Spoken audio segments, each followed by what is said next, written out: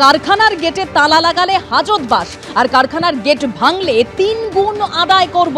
গুন্ডাগিরি চলবে না, syndicate cut money তোলাবাজি চলবে না বলে হুঁশিয়ারি দিয়েছেন মুখ্যমন্ত্রী।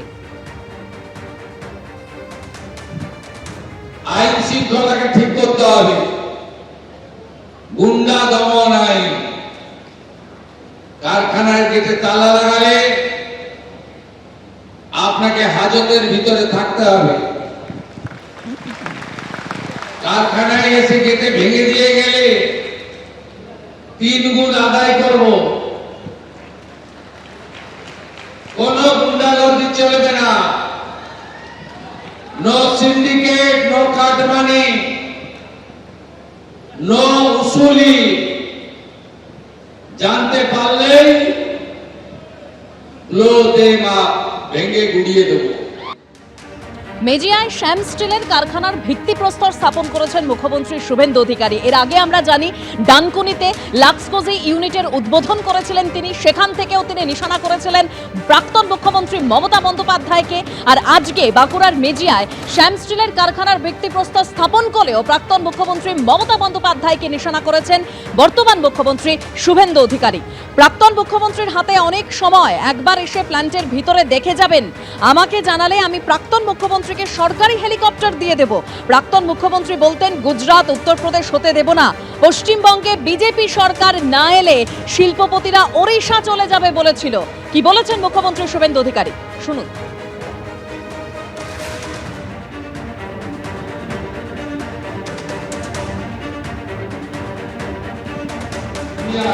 মুখ্যমন্ত্রী মানে প্রাক্তন মুখ্যমন্ত্রীকে বলবো, আপনার হাতে এখন অনেক সময় আছে। আপনি একবার এসে এই প্ল্যান্টের ভিতরটা দেখে যাবেন। কেন বললাম জানেন? উনি কথায় কথায়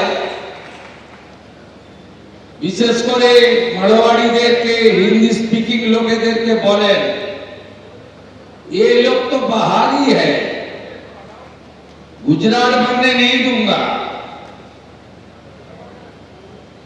यूपी बनने नहीं दूंगा। আমি ওনাকে বলবো যে আমি অভিভূত, মন্দির তো আছে, 2 বরেণ্য ব্যক্তিত্বের মূর্তি আছে, রবীন্দ্রনাথ ঠাকুর আর নেতাজি সুভাষচন্দ্র বোস।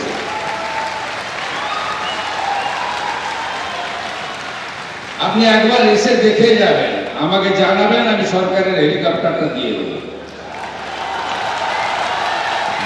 আর যাই বলুন, এদেরকে বাহারি বলবেন না। এবারে যদি সরকারটা না আসতো, এরা সব উড়িষ্যা চলে যাবে ঠিক করেছিল।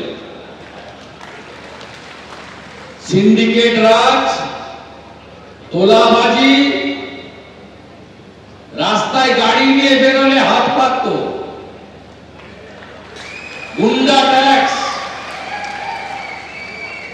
একবার এমপিআই টাকা নেয় তো আরেকবার পুলিশ টাকা নেয়, আরেকবার পুলিশ টাকা নেয় তো আরেকবার ডান্ডা ট্যাক্স টাকা নেয়।